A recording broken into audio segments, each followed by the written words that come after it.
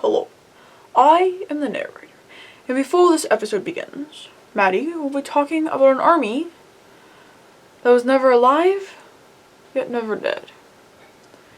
Without further ado, let the show begin. Good morning, everybody. My name is Maddie, and today we're going to be talking about terracotta soldiers. Where is this area located, and how do you get there? Information about the place. Now these here are the terracotta soldiers, statues, army, whatever variation you know them by. There are roughly 7,000 terracotta soldiers, statues, total. Like, other than just the soldiers, because there is more to an army than just the people. From the beginning, Hing was planning for his burial to have thousands of soldiers to guard him on his death. But something I found actually really interesting is that on the ground in the huge burial site, there are carvings and markings of rivers and seas that are like accurate locations on like maps and whatnot. So that's pretty dope. Any secrets, curses, or something good or bad about this place? What does it look like? The mustaches also show the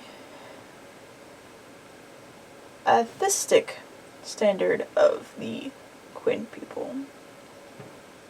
Hello, Maddie here with the interview, and I am here with a real-life archaeologist. So, can you tell me your name and how long you've been doing this? Yes, my name is Stanley, and I have been working for archaeologists for about 15 years now. Have you worked with the project of unearthing the terracotta soldiers?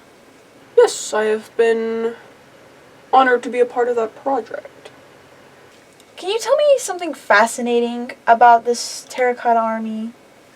There is something dark about this burial. All the artists that built the army, as well as placed all of his treasure into the tomb, was also trapped in there, buried alive, if you will, and died there in fear that his tomb would be robbed by the artists because they knew where his treasure was. Thank you for your time. This has been Maddie with the interview. Back to the main show. What lives there, and does it have any powers? Interview. The Quinn dynasty, I hope I'm pronouncing that right, Quin, was supposedly the time that all of these soldiers and statues have been started to be made, because real life people were used to make these terracotta statues so that they could become more realistic, and kind of like a fashion / time period thing was their facial hair. So that's kind of how scientists know that. Does this place still exist? Questions. Oh, what is this? Paper. I have a question. I don't know why I'm being weird about it every time. Okay.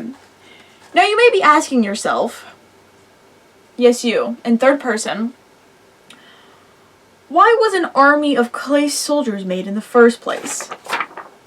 You may not have actually been thinking about that, but now that I said that out loud, you're probably wondering the same thing. Like, what is their purpose? To just stand there and look pretty? Actually, no. So, there's this guy, also known as the first emperor, which was Quinn Hing, something like that, was so obsessed of beating and defeating death, being immortal, So, as soon as he became emperor, he had people make these terracotta soldiers to protect him in the afterlife from death. So yeah, so they were actually buried with him. Yep. And what that does, unfortunately, the end of the episode. If you are fascinated by the terracotta soldiers, there are links in the description that go more into detail about all of the information I found about it. If you've enjoyed, please like, subscribe, and have a nice day. Good night!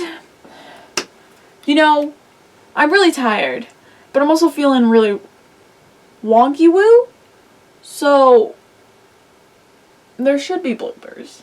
If not, then something happened. I don't know if it's for the good or for the worst.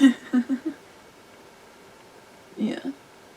They got horses, man! They made horses out of clay.